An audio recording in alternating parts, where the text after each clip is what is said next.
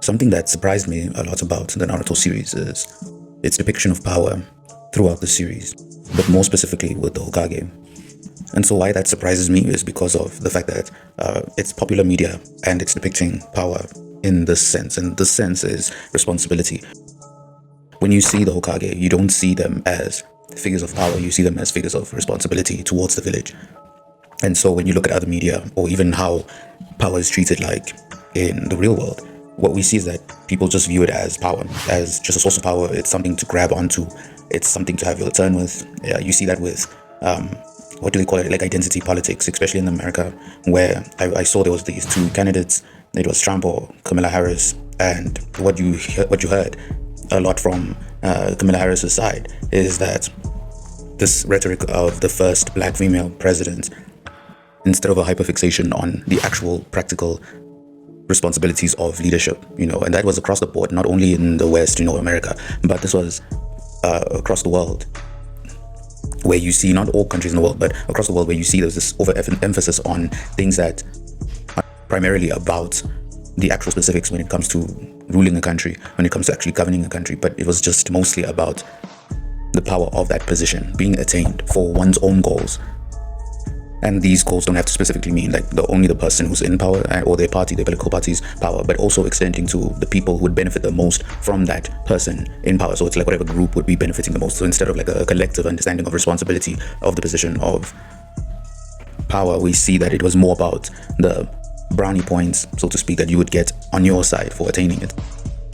And so we also even see this in the pretty horrible adaptation of, fictionally, the pretty horrible adaptation of House of the Dragon, of the Song of Ice and Fire series, book series, where I think her name was Rhaenyra Targaryen, where she wanted the position of the throne, not completely because of responsibility reasons. Obviously in the books, she's even more nuanced than that, where it's not only for good points that she wanted it, but also for personal gain. There was many reasons why she wanted that position, but in the show it was just very bland and very personal reasons rather than being nuanced. But the show isn't really all that good when you compare it to the book characters. But before I drift off, let's go back to the Naruto series. So what we see of the Hokage position from Hiruzen's era all the way to going back to Minato and then going to Tsunade's era is that we always see them either doing paperwork or being self-sacrificial in terms of essentially dying for the village. So every time we see the Hokage position, either you see that person is consistently working, or they are giving out missions, they're sacrificing themselves for the greater good of the village. And even when addressing Minato, when having a selfish goal, if you could say that, it's selfish in the terms of the village, where his goal of giving Naruto the 9 tails for the sake of believing that Naruto is the child of prophecy and that he will stop Madara, even that was still under the light of the balance of power of the hidden villages. So even then, in that desperate situation, you had it so that the Hokage position was still treated as a position of responsibility rather than power. We never see some boss type of, boss or girl boss type of feeling where it's like, oh yeah, Hokage, this guy is coming in, this girl's coming in, and she's now Hokage and she's going to do things her way or his way. You never get that feeling where it's them kicking down the door and showing up people. Every time you see anything that is similar to that, it's mostly about a different character, about very practical aspects of being a leader. And so while there's many examples, almost like an infinite amount of examples when it comes to storytelling about responsibility in the position of power, we don't usually see that version, that understanding of power in popular media. And so that's why I'm saying that the Naruto series is special in that way. And this brings me to the connection between Orochimaru and Danzo, because of us understanding what the Hokage position is and what it fundamentally functions as in terms of responsibility wise. We understand that to become Hokage, you need to have the village's best interest in your heart, and that's the only way you could become Hokage or be considered for being Hokage. Something that I always found interesting about Danzo is that he knows this, and even when we see his track record and everything that he's done, he wasn't a typical character that you would see in mainstream media where he wanted the position of power for the sake of himself, for the sake of power. I saw some filler of the Naruto series where it felt more like he wanted it for the sake of power, but when you're just going purely off of the manga, you understand that he wants it. He wants this position, but he also knows what this position entails, and we also see from his actions that we understand why he believes himself to be the person to actually be worthy of holding that position, because he's willing to do the nasty, dark stuff and manipulation tactics to further the interest of the village. And that's what you see completely throughout Danzo's character. Everything he does is for the village. While it can be viewed as misguided, no one could question that. The killing the Uchiha clan massacre, gaining the eyes of the clan and implanting it in his arms, getting Shisui's eye and implanting it onto himself, wasn't for the sake of his own power. It was always for the sake of the village. And that's how he was going to use it, even when and we see the proof of that during the the Kage summit, the 5 Kage summit, where he was going to use the Shisui's genjutsu to sway the position and of leadership of the Shinobi War. Was it the Shinobi War? I forgot. It was some other thing. It was some other position switching where everything would favor the Hidden Leaf. It wasn't for self-power. It was for the interest of the Hidden Leaf village. And the same thing could be said for wanting the position from Hiruzen, the 3rd Hokage, because you could say, because it's mixed in with his own wants and proving himself to his rival that he is better than his rival. But at the same time, he views Hiruzen as weak as Hokage, at least decisively speaking, because he wasn't able to do anything about the Uchiha clan issues. And so I'm going to stop there with Danzo, because there are many other aspects to his character that play into why he was doing what he was doing. But I just want to focus in on his drive of wanting to become Hokage and trying all types of strategies to get there.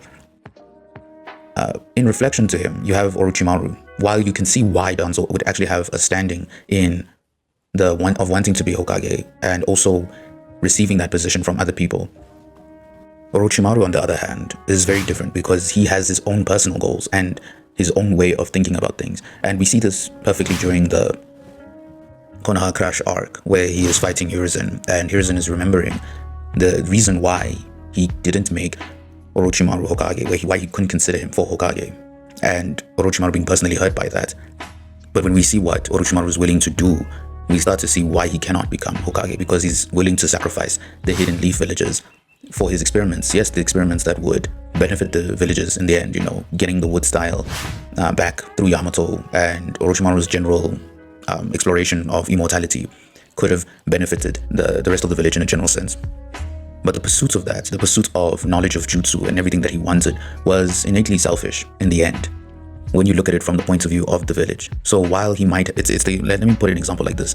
Naruto's dream of peace is innately selfish in the context of being the Hokage. If he wants peace, then he can't be Hokage.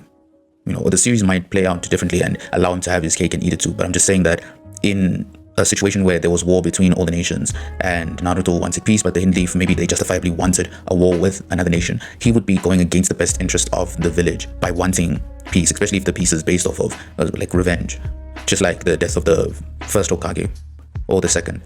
It would be Naruto ignoring the feelings of the village for the sake of his own goal of peace between the nations.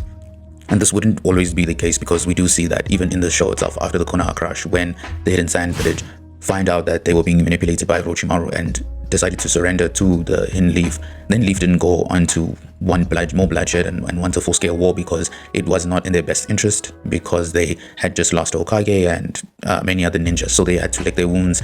It wasn't for their best interest to go into a conflict. And maybe if the next Hokage, Danzo, whoever, was put into position and did want to go to war, that would have been their own selfish endeavor to go to war. So I hope you understand what I mean when I say that Orochimaru's goal was essentially selfish, even though it would have benefited the village maybe in the future.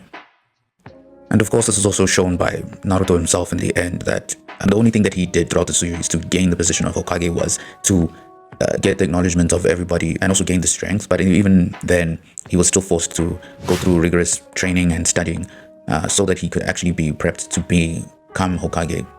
So even in that way, you see that it's more of a position of responsibility rather than a congratulations for gaining power. So that's the observation I've made with the mainstream media and also with the two characters of Orochimaru and Danzo. Do you have any popular or rather mainstream media examples of the position of power being treated more of a position of responsibility? Is there something that I missed? And also, responsibility does mean that I don't want to see any, like, it mustn't be sometimes responsibility. It needs to be like almost completely responsibility. I don't want to see any power moments. And throughout that whole show, if you do name a series, don't show me any, oh yeah, I'm the king of something, or I'm the queen of something. I don't want any boss moments like that. No, everything, even the boss moments, if it has one, has to be focused on the betterment of their kingdom or position of power in terms of the people themselves, where you see that, oh, this person wouldn't do this naturally, but they have to do this because they need to take care of their own people. This show of power is because they need to take care of their own people, and their own people need to be respected. So I just wanted to make that clear. Yeah, with that, I'll end the video.